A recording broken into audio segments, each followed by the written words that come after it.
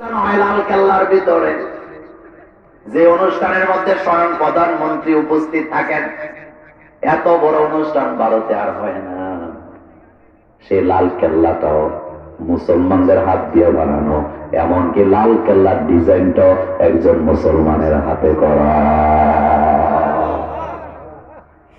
তাজমহল বানাইছে কারা? আরো আসতে কোন মুসলমানদের ঐতিহ্য আছে না নাই? ও যুবক, তুমি এখন গুগলে ঢুকো, সার্চ করো আধুনিক চিকিৎসা বিজ্ঞানে কাদের অবদান। মুসলমান চিকিৎসকদের অবদান। এটা তো আমরা গুগল চালাই না, গুগল চালাই ইহুদিরা। এখন তুমি ঢুকো, জিজ্ঞেস করো গুগল কেও, গুগল এই দুনিয়ার আধুনিক চিকিৎসা বিজ্ঞানে সবচেয়ে বেশি অবদান কারা রাখছে? গুগল ইহুদিদের গুগল জবাব দেবে অবশ্যই মুসলমান চিকিৎসকরা রেখেছে। সুবহানাল্লাহ। মুসলমানদের ঐতিহ্য আছে না নাই? কারণ মুসলমানদের কাছে জ্ঞান আসছে কার কাছ থেকে? এই বছর বিশ্বকাপ হয়েছে কোন দেশে? আর আসতে কোন?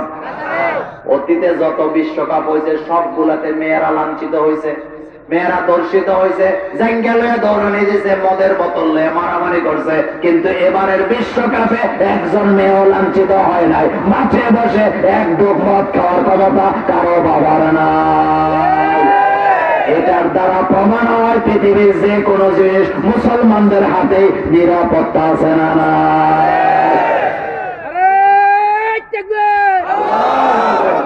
নারে তাকবীর, আল কোরআনের আলো,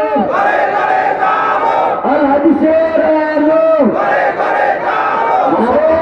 তাকবীর। মুসলমানদের ঐতিহ্য আছে না নাই? এই পৃথিবীতে সবচেয়ে নিরাপদ জাতি মুসলমান। আমার বন্ধুগণ, কোরআন এমন এক কিতাব, আপনাদের এলাকায় যে হিন্দু আছে তাদেরকে চায়ের দাওয়াত দিবেন, মাঝে মধ্যে তাদের সাথে বসবেন, রাজি আছেন? তাদেরকে টাকা দিবেন, পয়সা দিবেন, তাদের মেয়ে বিয়ে দিতে না পারলে দিয়ে দিবেন, খাইতে না পারলে খাবার দিবেন, ছেলে মেয়ে লেখাপড়া না করে তো তাহলে লেখাপড়া করায় দিবেন। এটার নাম ইসলাম। আবার তারা যদি আপনার মসজিদ মাদ্রাসা টাকা দিতে চায়, আপনি নিবেন? অবশ্যই নিবেন, অবশ্যই নেবেন, জায়েজ আছে। তবে হিন্দুদের পূজা মণ্ডপে টাকা দেওয়া যাবে না। আর হিন্দুরা যদি আপনার মসজিদে টাকা দিতে চায়, আপনি নিবেন, মাদ্রাসায় দিতে চায় আপনি নিবেন। তবে শর্ত একটা। শর্ত কয়টা? তাদের কোনো মাতাব্বরি এখানে চলবে না, শুধু টাকা দিতে পারবে, কিন্তু সর্দারি চলবে না। কারণ টাকা যে দেয় সর্দারি, সে করে কি করে না? এবার খেয়াল করেন, সেদিকে গেলাম না।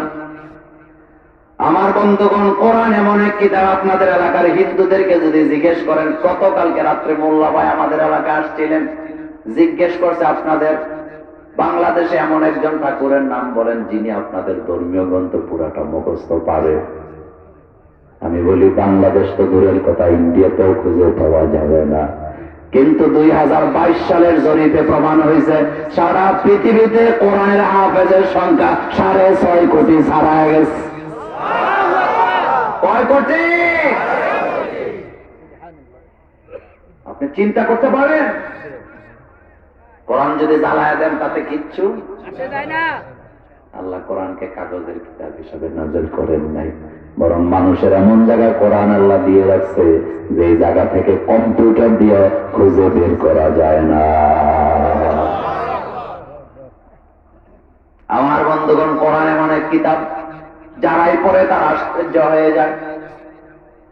আজকে আমি যেই বিষয়টা নিয়ে আপনাদের সাথে কথা বলতে চাই, সেই বিষয়টা হলো, আমরা মোল্লারা মাঝে মধ্যে আপনাদেরকে বলি, দুনিয়ার আবিষ্কার যত বাড়বে, দুনিয়া যত আধুনিক হবে, আল্লাহর কোরআন বুঝা তত সহজ হবে। যে আয়াত আগে বুঝেন নাই, সে আয়াত বর্তমানে বুঝার ব্যবস্থা করছেন কে? এইবার আলোচনা শুরু করলাম। কাতার বিশ্বকাপে যে ফুটবলটা দিয়ে খেলা হয়েছে, এটা আগের ফুটবলের মতো না। এটার ভিতরে 17টা সেন্সর ছিল। কয়টা? এই 17টা সেন্সর। এই সেন্সর দিয়ে খেলার মাঠের খেলোয়াড়দের গতিবিধি রেকর্ড করা হয়।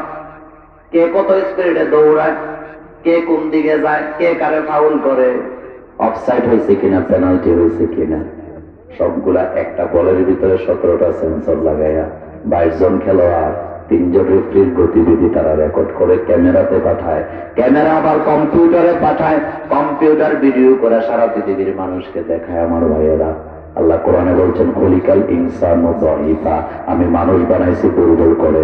আর এক আয়াতে আল্লাহ পাক বলছেন ওমা উতিতু মিনাল ইলমি ইল্লা কালিলা, আমি মানুষকে সামান্যতম জ্ঞান দিছি। দুর্বল মানুষ বানায়া সামান্য জ্ঞান আল্লাহ দিলেন, সেই মানুষগুলা যদি সেন্সর আবিষ্কার করে ফুটবলের ভিতরে ঢুকায়া তাদের গতিবিধি রেকর্ড করে সারা দুনিয়ার মানুষকে দেখাতে পারে, তাহলে আকাশ আর জমিনের মালিক যিনি যে আল্লাহ, সে আল্লাহ পাক আমাকে আপনাকে পৃথিবীর সমস্ত মানুষকে রেকর্ড করে ভিডিও করে রেখে দেওয়ার ক্ষমতা আমার আল্লাহর আছে না? ধরা পড়াই লাগবে। সিসি ক্যামেরা তো আপনারা দেখছেন, আপনাদের হাজীগঞ্জে সিসি ক্যামেরা আছে না? নাই। দোকানের সামনে সিসি ক্যামেরা লাগানো, 3 জন চোরাকাটা এসে রাতের বেলা তালা ভাঙছে, তালা ভাঙ্গা টাকা পয়সা সব নিয়ে গেছে। পরের দিন পুলিশ এসে কয় সিসি ক্যামেরা চেক করো। এবার সিসি ক্যামেরা জুম করে দেখে কে চুরি করছে, এরপরে 2 দিনের মধ্যে অ্যারেস্ট। এটার বাস্তবতা আছে না? এখন আপনাদের কাছে জানতে চাই, আল্লাহ কোরআনে বলছেন কুল্লু ইনসানিন আলজামনাহু তায়রাহু ফি উনুকিহি ওয়া নুখরিজু লাহু ইয়াওমাল কিয়ামাতি কিতাবান ইয়ালকাহু মানসুরা। আল্লাহ বলেন পৃথিবীতে যত মানুষ আমি পাঠাইছি, সমস্ত মানুষের গতিবিধি আমল নাম আমি রেকর্ড করি। যেই যুগে এই কোরআনের আয়াতটা নাজিল হয়েছে সেই যুগে ক্যামেরা ছিল,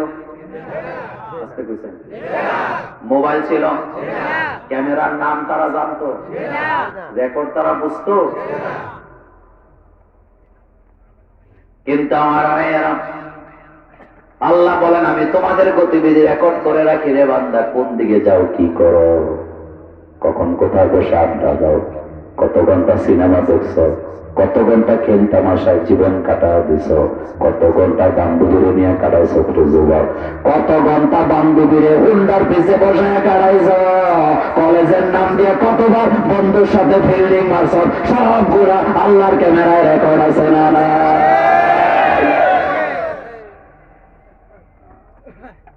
সব রেকর্ড হয়। আপনাদের এদিকে এরি ক্ষেত নাই? আপনারা কি ক্ষেত করেন? এরি ক্ষেতে পানি দেয় তো কি দিয়া দেয়? টাকা লাগে না?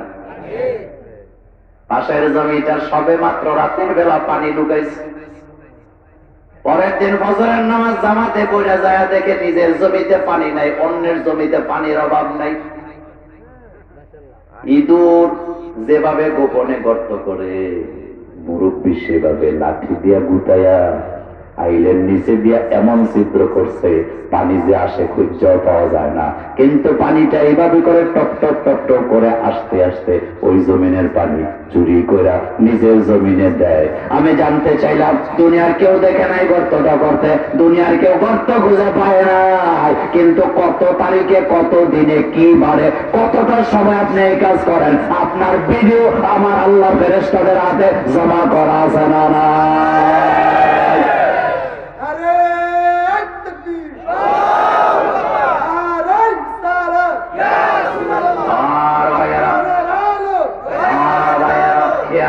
আমি একবার বরুড়া গেলাম, বরুড়া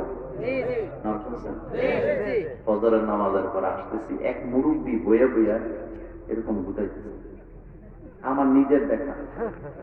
তা আমি বললাম চাচা কি করেন? ও হুর কি করি। আমরা হইলাম কুমিল্লার উত্তর অঞ্চলে, আর এটা হলো দক্ষিণ, বাসার একটু কি আছে, আমি হুর কি আর বুঝি। তা আমি বললাম চাচা হুর কি কি দেখেন না ছিদ্র করি। আমি কই চাচা জমি এটা কার? আমার স্বাস্থ্য ভাইয়ের। এটা কার? এটা আমার।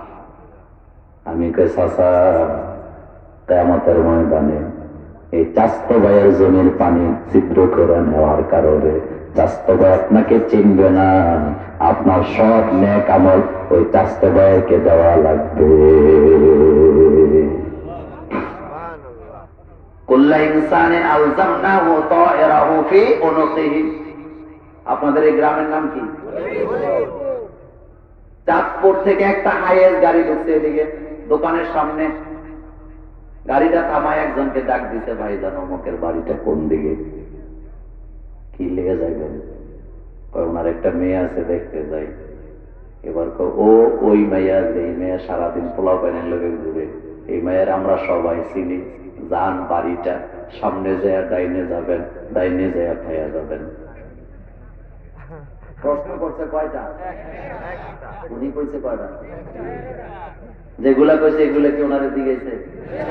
এমন মানুষ আপনাদের অলিপুরে আজকের মাহফিলে ধুয়ে জবানের দোষে কিয়ামতে জাহান্নামে যাওয়া লাগবে। আল্লাহ কোরআনে বলছেন, মা ইয়ালফিযু মিন কাওলিন ইল্লা লাদাইহি রাকীবুন আতীদ। বান্দারে তোমার জবান থেকে এমন কথা বের হয় না যেটা আমি রেকর্ড করি না। কার কথা? আরো জোরে বলেন, কার কথা? কয়দিন আগে দেখলাম আমাদের চাচা লতিফ সিদ্দিকী,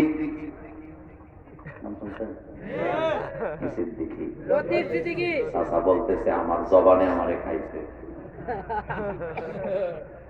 গত কয়েকদিন আগের বক্তব্য আর আমাদের বলছেন না, চাচা বলতেছে আমার জবানটা আমারে খাইছে। আমি হাসিয়ে দেখে, চাচা জবানে খায় নাই, বরং জবানটারে যে শয়তানের শিরশিরি দেয় ওই শয়তান তোমারে খাইছে। কারণ এই জবানটা যদি কালিমার জন্য কোরআনের পক্ষে ব্যবহার করতা, আল্লাহ তোমাকে জিরো থেকে হিরো বানায় দিত। কিন্তু হিরো হওয়ার পরে কোরআনের বিরুদ্ধে কথা বলার কারণে হিরো থেকে জিরো বানাইছে কে? এজন্য পণ্ডিতি দেখায় না, কোরআনের বিরুদ্ধে নবীর বিরুদ্ধে কথা বলে যারা জিরো হয়, যারা বলেন জিরো হয়। মক্কার হিরোদের একজন ছিল আবুল হেকাম। কি?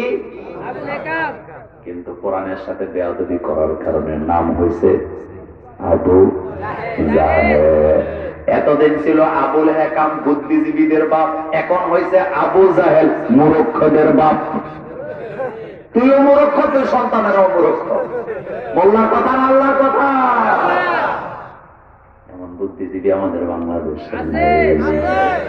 আপনাদের একটা গল্প শুনে, আমাদের দেশে যারা সমাজে বিচার আচার করে আসলে বিচারের বড়াও বুঝে না। টাকা আছে, ছাপা আছে, লাঠিয়াল বাহিনী আছে, হ্যাঁ এখন সরকার। কথা কি বলবো? এমন সরকার আছে না? তিনটা জিনিস, টাকা আছে, লাঠিয়াল বাহিনী আছে, আর কি আছে? টাকা আছে যার, এলাকা সর্দারি তার, টাকা আছে যার, সর্দারিটা, লাঠিয়াল বাহিনী আছে যার, সর্দারিটা তার, চাপা আছে যার, সর্দারিটা তার। আসলে বিদ্রোহ কি নেই এলাকায়। আমি এই গল্পটা আরেকজনের কাছে শুনছি, আমার নিজের না। এলাকার মধ্যে তাল আছে, ওই দেশের মানুষ তাল চিনত। প্রত্যেকের জন্য বাঁচতে বাঁচতে একটা তাল আছে, পানি চলে গেছে, তালটা আটকাই গেছে। তো তাল ঘুমটা দিয়ে বসে আছে, তালের উপরে একটা ঘুমটা আছে না, টুপি মাথার দিয়ে রয়েছে। প্রথম যে লোকটা গেছে নদীর দ্বারে, ও যে চিন্তা করলো জিনিসটা কি, ঘুমটা দিয়ে বসে আছে, দোয়া ইউজ করা শুরু করছে, লা ইলাহা সুবহানাকা ইন্নী কুনতু মিনাজ জালিমিন। আমার নবীর হাদিস হলো, বিপদে পড়বে যারা, দোয়া ইউজ করবে তারা। আর আমার বাংলাদেশে বিপদে পড়ে মসজিদের সভাপতি, দোয়া ইউজ করে ইমাম সাহেব। কথা ঠিক না? অথচ দোয়া মিলে না। লা ইলাহা ইল্লা আনতা সুবহানাকা ইন্নী, ইন্নী আমার কথা না আপনার কথা। ইন্নী কুনতু ওয়াহিদে মুতাকাল্লিম, কুনতু মিনাজ জালিমিন। ও কলেজার ভাইয়েরা, কান পেতে শোনেন, নিজের দোয়া নিজে করেন, আল্লাহ খুশি হয়ে যাবে। আপনার বাসায় আপনি দোয়া করেন, আপনার দোয়া আল্লাহর দরবারে কবুল হয়ে যাবে। কারণ পৃথিবীতে এমন কোন সৃষ্টি নাই যার বাসা আমার আল্লাহ বুঝে না।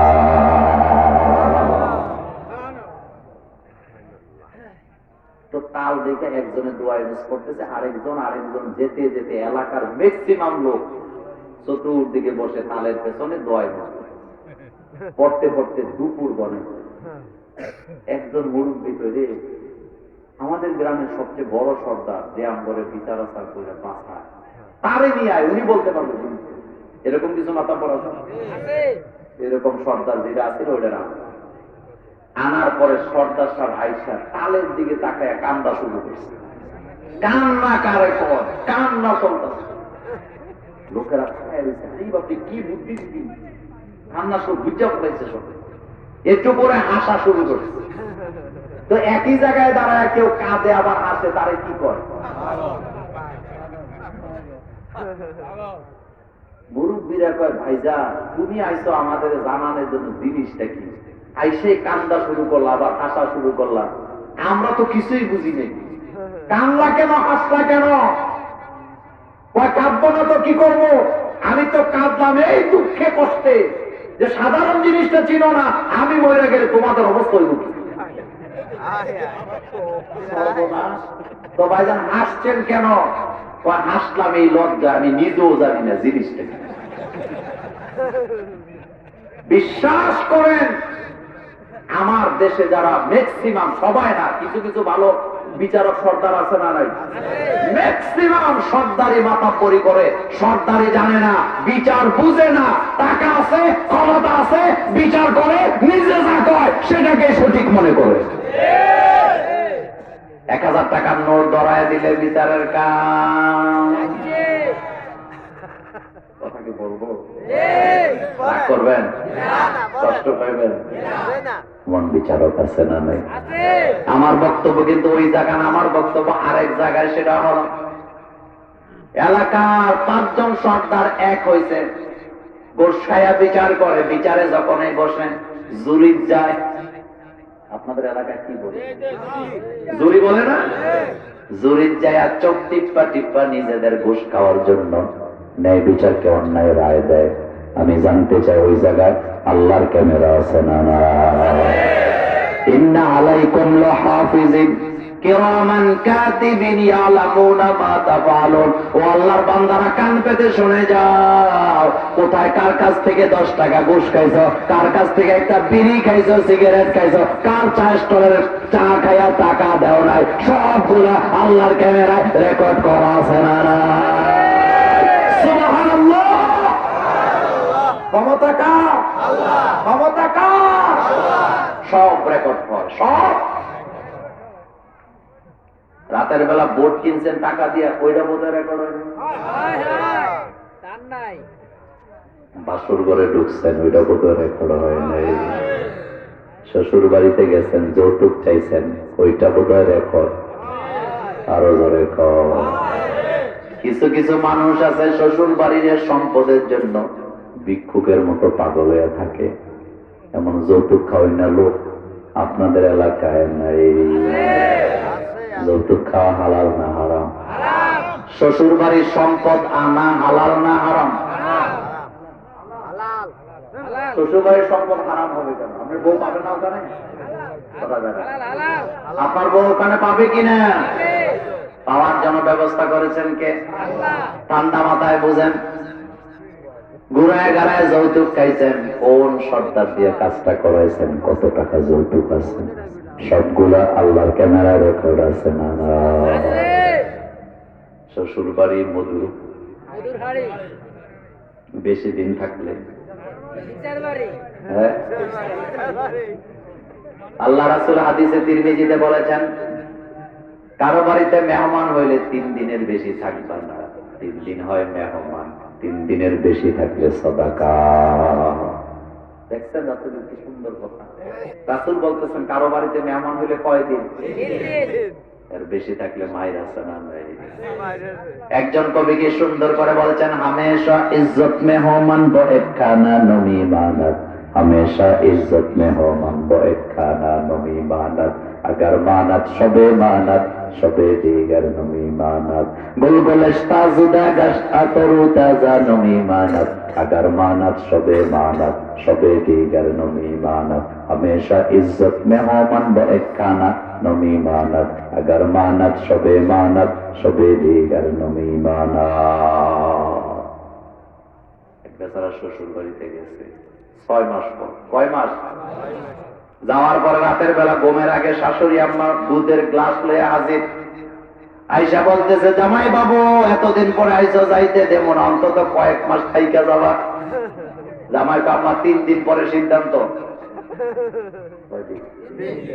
গ্লাস হাতে নিয়ে দেখতেছে গ্লাসের অর্ধেকটা সর, অর্ধেকটা দুধ। বুঝা গেছে 1 ফোঁটাও পানি দেয় নাই। খাবারের মানটা ভালো না খারাপ? এবার জামাই বাবু গ্লাস হাতে নিয়ে বলতেছে, হামেশা ইজ্জত মে হো মানবো এক খানা নমি মানত, अगर মানত সবে মানত সবে দিগার নমি মানত। মেহমান যখন কারো বাড়িতে আসে, ইজ্জত সবসময় একরকম থাকে না, খানার মান একরকম থাকে না। একদিন দুদিন থাকলে তারপরের দিন মান কমে না বাড়ে। জামাই বাবু দুধের গ্লাস হাতে নিয়ে আঙ্গুল ঢুকায় দেয়ালের মধ্যে মারছে। কোথায় মারছে? দুধ যেখানে মারছে সেখানে হাঁটার মতো আটকায় আছে। জামাই সাইডে লেখছে, এটি প্রথম দিনের দুধ।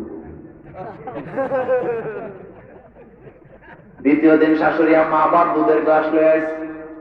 আইসা বলতেছে, জামাই বাবু যাইতে দেব না, কয়েকদিন থাকবেন। আম্মা আগামী দিন সিদ্ধান্ত হবে। আজকে দুধের গ্লাসের দিকে তাকায় দেখে সর। জামাই বাবু আঙ্গুল ঢুকায় দিয়া দেয়ালের মধ্যে মারছে। আজকে নামছে 4 ইঞ্চি। এটা কতদিনের দুধ? জামাই বাবু বলতেছেন, হামেশা ইজ্জত মে হো মানবো এক খানা নমি মানত, अगर মানত সবে মানত সবে দিগার নমি মানত। এবার লেখছে এটা দ্বিতীয় দিনের দুধ। কয়দিন গেছে? দ্বিতীয় দিন শাশুড়ি আম্মা আবার দুধ লয়ে আইছে। কয় জামাই যাইতে দেবো না, থাকবেন। কয় আম্মা একটু পরে বোঝা যাবে থাকা যাবে কিনা। এবার আঙ্গুল ঢুকায় যখন দেয়ালের মধ্যে মারছে উপরে, দুধ ঠেকছে যাইয়া নিচে। এবার জামাই বাবু, আম্মা আর থাকুন না, কালকে সকালে চলে যাব। শাশুড়ি আম্মা কয়, জামাই এত আদর করি কেন যাবা? এবার জামাই বাবু আম্মা তাকায় দেখেন এটা প্রথম দিনের দুধ। ইজ্জতের কোনো কমতি নাই। দ্বিতীয় দিন ইজ্জতের মিটার 4 ইঞ্চি নামছে, আর আজকের ইজ্জতের মিটার মারছে উপরে, ঠেকছে যায় মাটিতে। আরেকদিন থাকলে তোর জামাই করার সম্ভাবনা আছে না? না,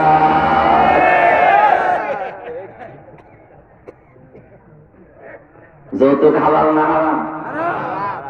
শ্বশুর বাড়ির সম্পদ হালাল না হারাম? হালাল। আপনার স্ত্রীর সম্পদ আছে না নাই? সেদিকে গেলাম না, কথা লম্বা হয়। আমি বুঝাইতে চাইলাম, কোন জায়গায় বসে যৌতুকের প্ল্যানিং করছেন, কত টাকা নিছেন, কি কি নিছেন, সবগুলা আমার আল্লাহর আদালতে ক্যামেরা করা আছে না নাই? অকলিজার যুবকেরা, বাপেরে না জানাইয়া মায়েরে না জানাইয়া বান্ধবীর লোকে প্রেম শুরু করে দিছ। তোমাকে বোধ আল্লাহ রেকর্ড করে না। 3 জনের আমল নামা রেকর্ড হয় না, বাকি সবার আমল নামা রেকর্ড করেন কে? রফিয়াল কালাম আলা সালাসিন। আল্লাহ নবী বললেন 3 ব্যক্তি থেকে আল্লাহ কলম উঠায় নিছেন। কয় ব্যক্তি? এই 3 ব্যক্তির আমল নামা রেকর্ড করা হয় না। 1 নম্বরে ঘুমন্ত ব্যক্তি, ঘুমায় থাকে যতক্ষণ তার গুনাহ লেখা হয় না ততক্ষণ। 2 নম্বরে পাগল মাজনুন, যার আকল নাই, পাগলের কোনো গুনাহ লেখা হয় না। 3 নাম্বার ছোট ছোট বাচ্চা, যতক্ষণ এডাল হয় না, সাবালক হয় না, ওই বাচ্চাদের কোনো গুনাহ লেখা হয় না। এছাড়া পৃথিবীতে যত মানুষ আছে সবার আমল নামা রেকর্ড আছে না নাই? আয়াতের দিকে তাকান। অকুল্লা ইনসান, কুল্লুন শব্দটি জমায়ে কাসির। কুল্লুন শব্দটি বহু বচনের বহু বচন। এই পৃথিবীতে যত মানুষ আছে সমস্ত মানুষের আমল নামা রেকর্ড করেন কে? যেমন আজকে মাহফিলে বসছেন, 3 ঘন্টা আছেন। কয় ঘন্টা? 3 ঘন্টা রেকর্ড হচ্ছে। তো কিয়ামতের দিন আমল নামা হাতে নিয়ে দেখবেন। অলিপুরের মাহফিলে আইছিলেন আমার ভাইয়েরা, 3 ঘন্টা ছিলেন। 3 ঘন্টার প্রতি মিনিটে মিনিটে আল্লাহর জিকির আছে না?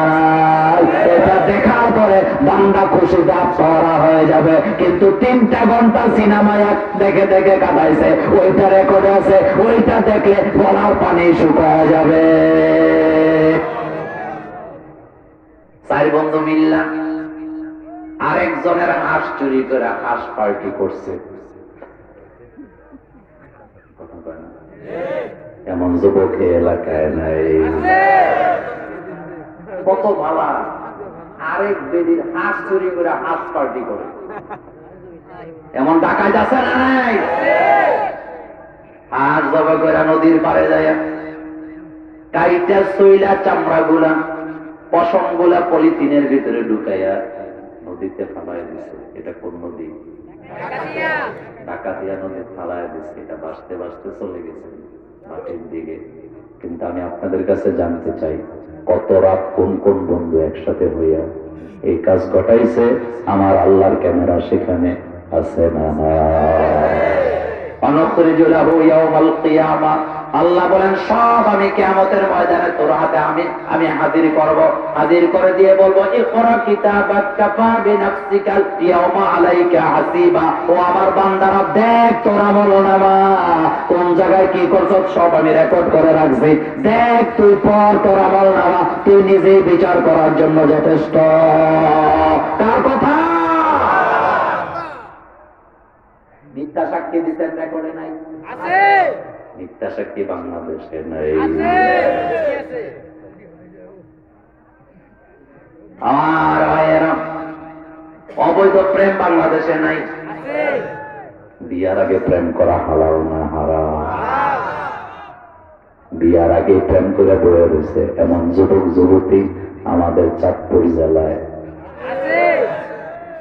ওলা মুক্তাকে যাতে আহতাম অকলেজার যুবকেরা কপালে চুমু দিয়া বলে যায়, বিয়ার আগে কোন মেয়ের সাথে প্রেমে জড়াইস না, জড়াইয়া ওই মেয়েরে বিয়ে করিস না, এটা হারাম। তবে মনে রাখবি, যে মেয়েরা বিয়ার আগে প্রেমে জড়ায় এই মেয়েদের লজ্জা বলতে কোনো জিনিস থাকে না। লজ্জা হারায়, ইজ্জত হারায়। এই মেয়ে তোর 1.5 পয়সার দাম দিবে না, তোর মা বাবাকে ইজ্জত দেওয়ার সম্ভাবনা না। কথা কি বুঝাইতে পারলাম? যে মেয়েরা বিয়ের আগে প্রেম করে এদের লজ্জা বলতেন, কিন্তু নারীদেরকে লজ্জা দিয়ে বানাইছে কে? যাবে না আর সহারে নমি মানত, আগার মানত সবে মানত সবে দিগার নমি মানত। একজন লজ্জাবতী মেয়ে কুমারী থাকবে, সে বিয়ার আগে ইজ্জত দিবে না, কোন পুরুষের কাছে যাবে না, কথা বলবে না, চেটিং করবে না। এই মেয়েটার যদি তুমি বিয়ে করো, তাহলে তুমি বাসর ঘরের রাতটা হবে তোমার জন্য জান্নাত। তুমি যা দেখবা লজ্জাবতী একজন নারী তোমার জন্য ঘোমটা দিয়ে অপেক্ষা করতেছে। তুমি নিজে সালাম দিয়া ঘোমটা উল্টায়া স্ত্রীর সাথে দেখা করবা, কিন্তু হও তুমি স্বামী। প্রথম রাতে সতী নারী স্বামীকে অলজ্জা পায়, ঠিক কি না? আপনি আগে কাম সারা এলাইছ, লজ্জা আছে না? লজ্জা মানুষের কয়বার যায়? আমাদের বাংলাদেশের মুরব্বীদের একটা কথা আছে, একবার কান কাটলে যায় মেলে, বাইরে দিয়া 7 বার কাটলে যায় ভিতর দিয়া। কারণ লজ্জা এখনো হারায় ফেলছে। আমার মা হাওয়াল ইসলামের লজ্জা আছে না?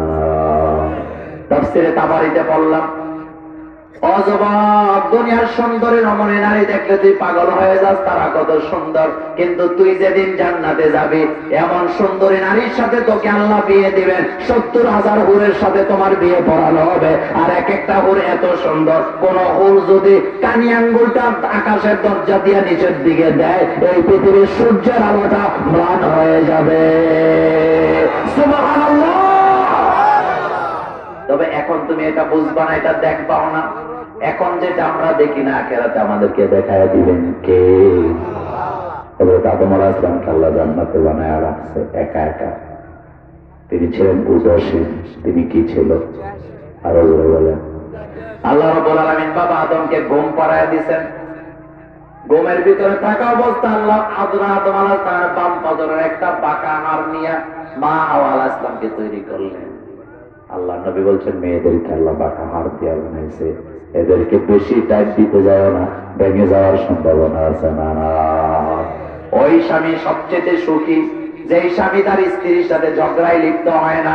ওই স্বামী স্ত্রীর কাছ থেকে সবচেয়ে বেশি ভালোবাসা পায়, আদর পায়, যেই স্বামী তার স্ত্রীর রান্না বান্নার রূপের প্রশংসা করে, ঠিক কিনা? আর গৌরবই করবেন, আপনি জীবনও বলতে পারবেন না। আল্লাহ নবী মেরাজ থেকে আয়েশা রাদিয়াল্লাহু তাআলা আনহাকে বলতেছেন, আয়েশা, জান্নাতে আমি না, জাহান্নামে আমি নারীদেরকে বেশি দেখলাম। মা আয়েশা বলেন, হুজুর কোন অপরাধে দেখলেন?